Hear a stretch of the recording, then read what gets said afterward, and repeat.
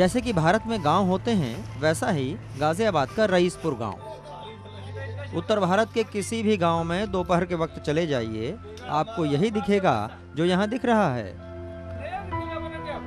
पत्ते खेल के टाइम पास करते किसान। पूछ लो तो जवाब मिलेगा कि खेती भी तो एक जुआ ही है, तो जुए के दूसरे तरीकों से परहेज कैसा। वैसे देश में किसानों की जो हालत चल रही है, उससे लगता है कि किस्मत भी किसानों से टाइम पास ही कर रही है।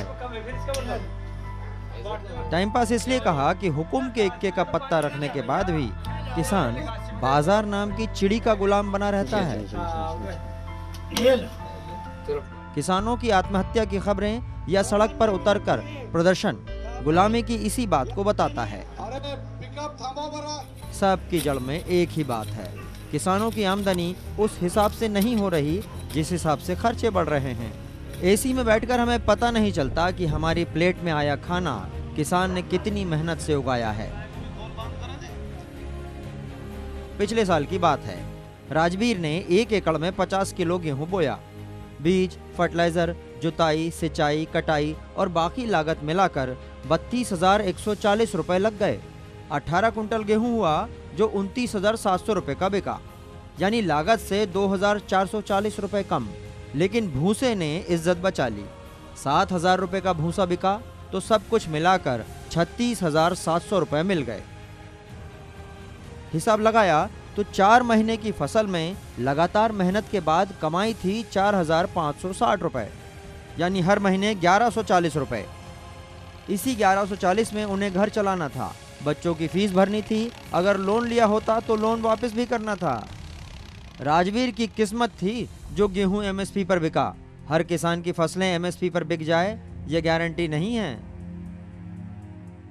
तो उसमें किसान को क्या मिलता, 2-4 रुपये मिले, ना तो बच्चों को पढ़ा सकता, ना लिखा सकता, ना कि फीस दे सकता। तो कर्ज पड़ता नहीं किसान पे, क्योंकि फसल में आमदनी होती नहीं। तो जब किसान पर कर्ज नहीं पड़ता तो फिर भाई जो धींग आदमी हो, पैसा देने लायक है, तो वो उसको ज़बरदस्ती करे, वो फिर क्या करे, उसके दोहरा एक इलाज रह जा, फांसी पे झूल जा। आत्महत्या के 101 तरीके वाली किताब में आम किसान बनकर खेती करने वाला नुस्खा अब तक नहीं आया है, पर जो इस तरह की किताब लिखते हैं उनका ध्यान इस पर जाना चाहिए। चांद मंगल तक पहुंच गए हम, वहां पानी ढूंढ रहे हैं, पर किसान की फसल को न ढंग से पानी और न बाकी सुविधा दे पाए, किसान मरते रहे। पर जो किसान मरने का रास्ता भी नहीं चुनते, वो अपना काम कैसे चला रहे हैं, आखिर जिंदा कैसे हैं? जवाब सुनिए। गुजारा करने के लिए 1-2 भैंस बांध ले, उससे थोड़ा बहुत न्यारा से कुछ अपना घास पत्तर काट ले, उससे जो गुजारा कर रहा। यानी पशुपालन किसान के लिए वेंटिलेटर साबित हो रहा है, जो किसान को मरने भी नहीं दे रहा और जरूरत से ज्यादा जीने भी नहीं दे रहा। लेकिन सब किसान तो पशुपालन नहीं करते, तो वो क्या करते हैं? इस दृश्य को देखिए। किसान के खेत में कंक्रीट के टावर की फसल लगी है। अब समझ जाइए कि वो क्या करते हैं। जॉब करने वाले को पैसा काम के आधार पर सैलरी से मिल जाता है, बिजनेस करने वाले को बिक्री और मार्जिन के आधार पर मिल जाता है। पर कभी सोचा है कि किसान को पैसा कैसे मिलता है, उसकी आमदनी कैसे होती है? आप कहेंगे कि किसान अपनी फसल बेचता है और उसको पैसे मिल जाते हैं।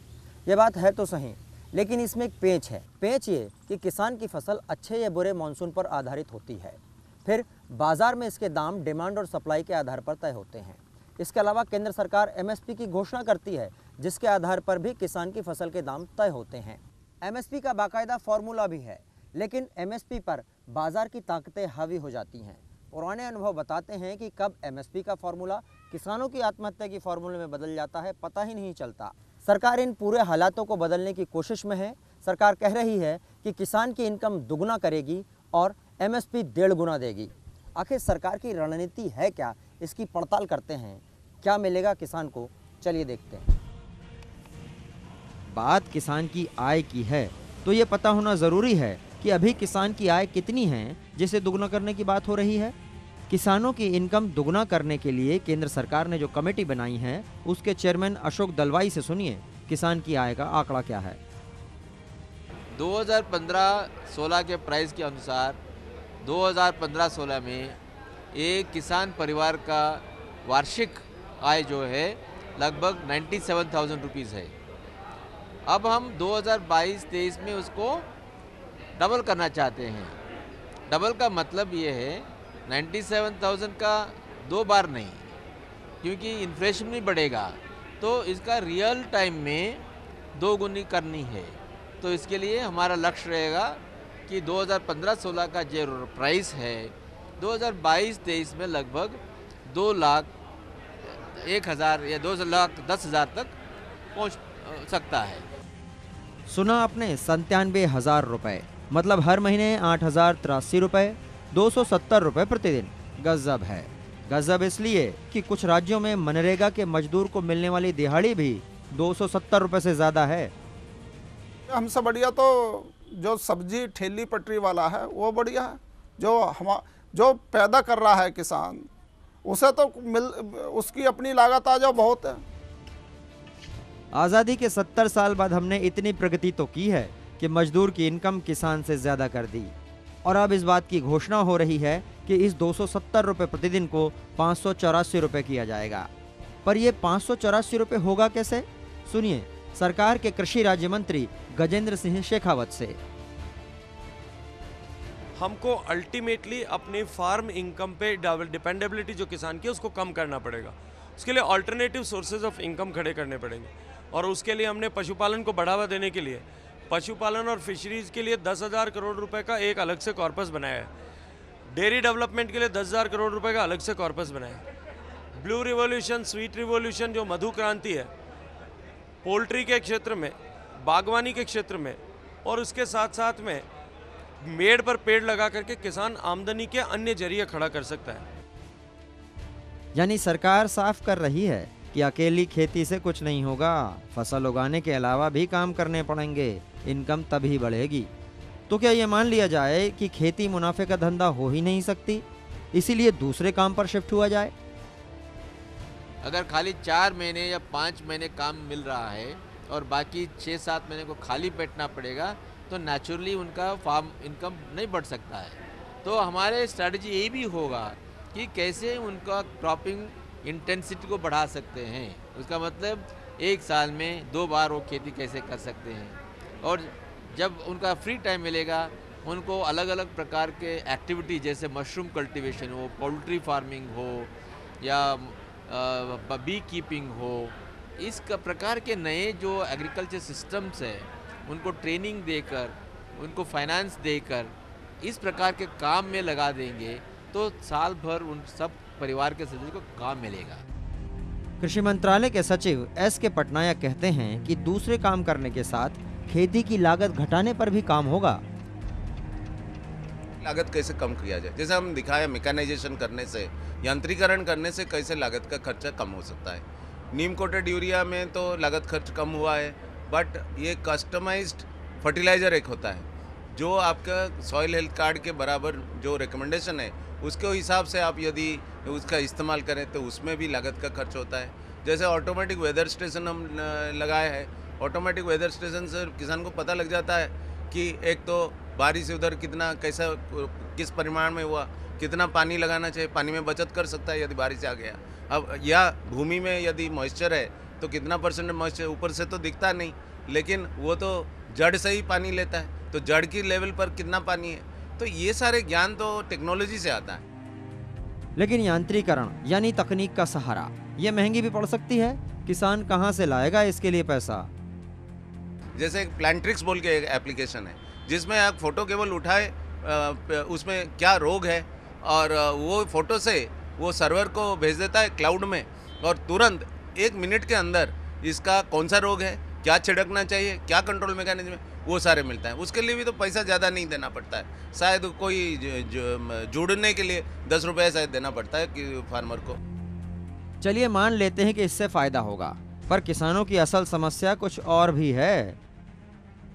आज तक का रिकॉर्ड है हर साल का, चाहे रबी का हो चाहे खरीफ का हो, कि जब किसान का फसल आती है तो दाम नीचे गिरा देते हैं, एमएसपी से बहुत नीचे गिराते हैं, और जब वो माल गोदाम में चला जाता है तो एमएसपी से 50 गुना ऊपर नहीं, 100 गुना नहीं, 200 गुना नहीं, 300 गुना ऊपर लाभकारी जो लाभ है, लुटेरे जो है लूटने के लिए बाजार की ताकतें जो है, ये ईमानदारी नहीं है।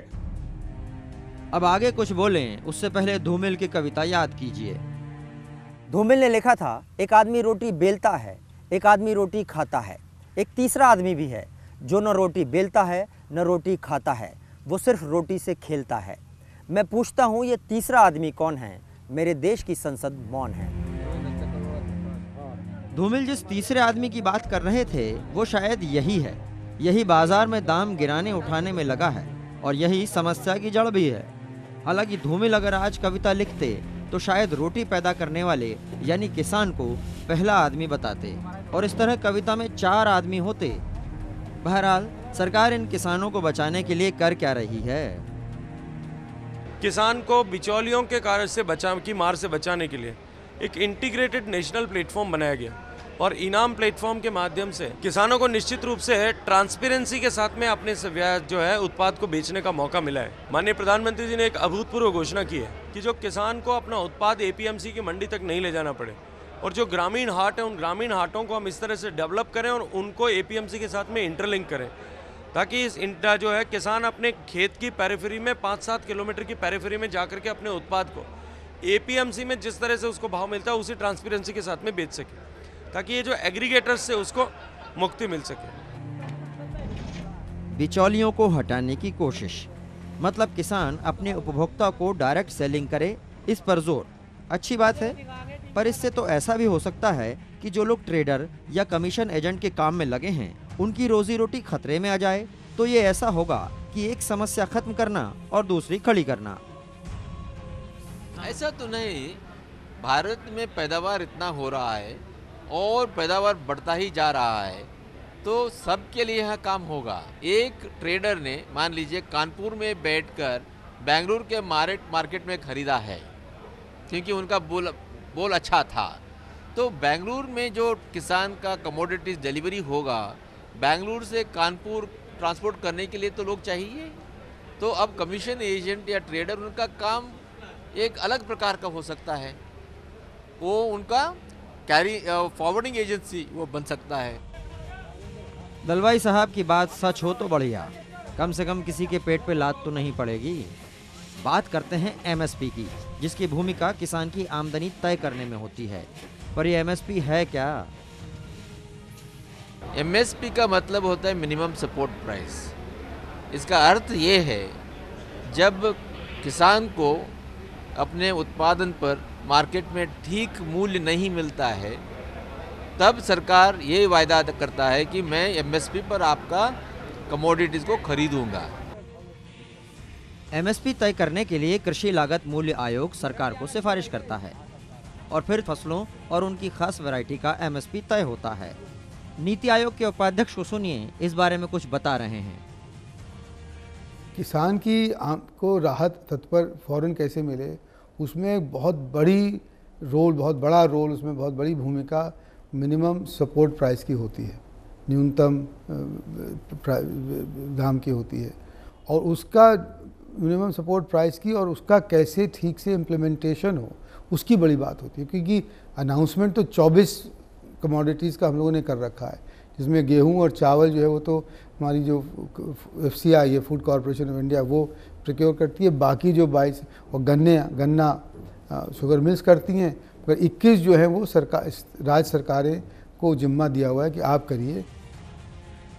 सरकार पूरी फसलें नहीं खरीदती, चुनिंदा ही खरीदती है, तो फिर बाकी का क्या होगा?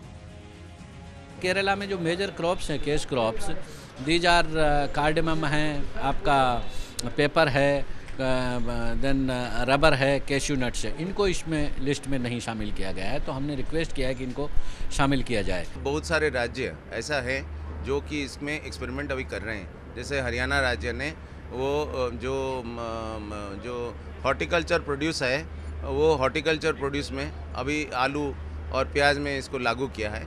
हम इसका एक्सपेरिमेंट देखेंगे कि कैसा चल रहा है। यदि वो सफल होता है और यदि उसको दूसरे राज्य में करना चाहिए तो इसके बारे में सब कुछ जरूर सोचेगा।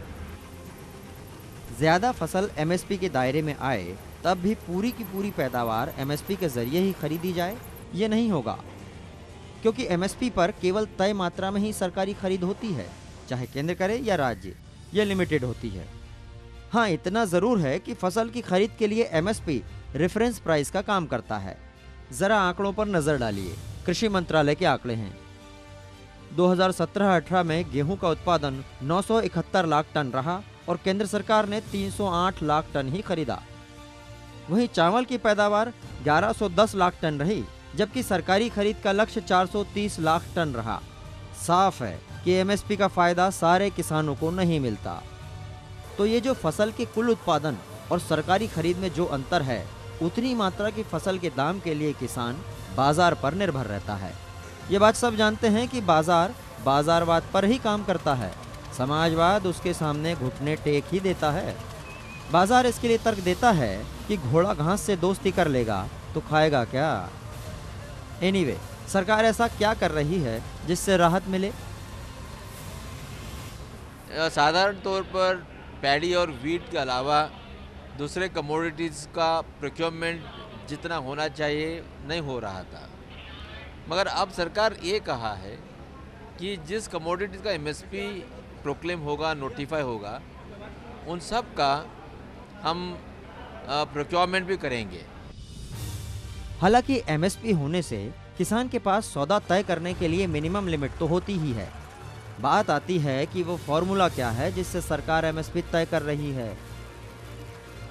ये होगा जो प्रधानमंत्री ने अनाउंस किया कि A2 + FL + × 1.5, मतलब उससे 50% ऊपर, ये होगा।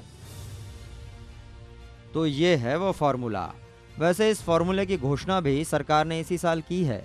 सोचने वाले सोच सकते हैं कि फॉर्मूला 1 रेस करवाने वाले देश में किसानों को सही दाम देने के लिए फॉर्मूला पर अब जाकर बात हो रही है।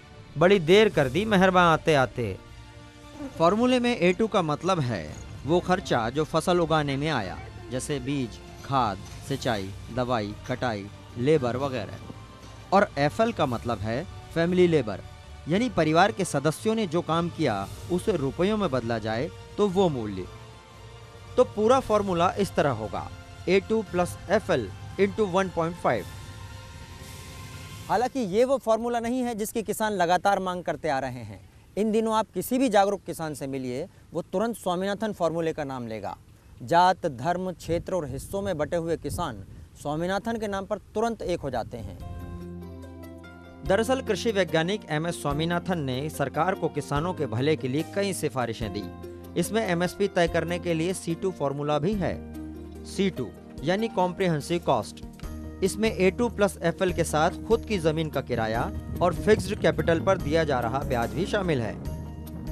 ये C2 जो कॉम्प्रिहेंसिव कॉस्ट है उसका 1.5 गुना ना देकर A2 + FL, जिसमें आपका खर्चा आता है सारा का सारा और खुद की लेबर आती है किसान की, वो जुड़ता है। लेकिन किसान की जो इक्विपमेंट है या किसान का जो रेंट वैल्यू बनता है उसका ज़मीन का, उस चीज़ को इसमें नहीं जोड़ना चाहते हैं ये। तो C2 + 50% मिले तभी किसान को संतुष्टि मिलेगी। अभी भी जो देखा जाए तो 23 कमोडिटीज़ में A2 + FL का तो 50% नहीं मिल रहा है। अब ये तो ध्यान में रखिए, जब अभी ही कुछ कमोडिटीज़ में नहीं मिल रहा है और सरकार बोला है कि उसको मिलना चाहिए और हम देंगे, तो इसमें बुराई क्या है? ये तो बहुत अच्छी बात है, हम लोग सब खुश होना चाहिए। लेकिन सरकार C2 फॉर्मूले को खारिज भी नहीं कर रही है। C2 के बारे में तो अभी ये विचाराधीन है सरकार का, बट अभी तो हम तो जो भी कर रहे हैं एक के बाद एक करते रहेंगे ना। ये जो हम अभी एक कुछ लेवल तक पहुँचे, जरूर आगे के दिन में सरकार ये सोचेगा। चाहे कोई भी फॉर्मूला अपनाकर एमएसपी तय किया जाए, इस बात की पूरी आशंका हो सकती है कि बाजार के खिलाड़ी कोई खेल करके किसानों को एमएसपी से कम दाम पर बेचने के लिए मजबूर कर दें। तो इससे कैसे बचाएंगे किसानों को? Retail market, domestic wholesale market और ये एक्सपोर्ट मार्केट, तीनों स्तर पर हमारा एक प्रयत्न रहेगा, तो नेचुरली इस किसान को और अच्छा रेट मिलेगा। तो तब ये A2, FL और C2 का बात ही नहीं उठेगा। मध्य प्रदेश सरकार ने किसानों को मकड़जाल से बचाने की कोशिश की, भावांतर योजना लाई, लेकिन चूक हो गई। किसान खुश नहीं हुए।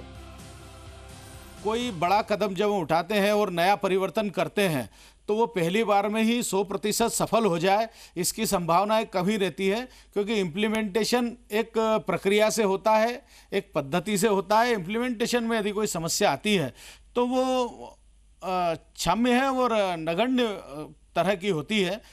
कोई इम्प्लीमेंटेशन में रही होगी, लेकिन सरकार की मंशा और सरकार की इच्छा वो बहुत क्लियर है और हम किसान हितैषी सरकार हैं। किसान हर समय उम्मीद में रहने वाला प्राणी है, लेकिन भरोसे की भैंस बार बार पानी में बैठ जाती है तो चिंता होती ही है। काश डिजिटल जमाने में रोटी भी डाउनलोड हो जाती तो किसानों को बाजार के मकड़जाल से मुक्ति मिलती, पर यह कल्पना केवल कल्पना ही है। एनीवे, भावांतर योजना की कमी को दूर करने और किसान को बाजार की जकड़ से बचाने के मकसद से 3 योजनाएं बनाई गई हैं, जिस पर राज्यों के साथ मिलकर काम किया जा रहा है।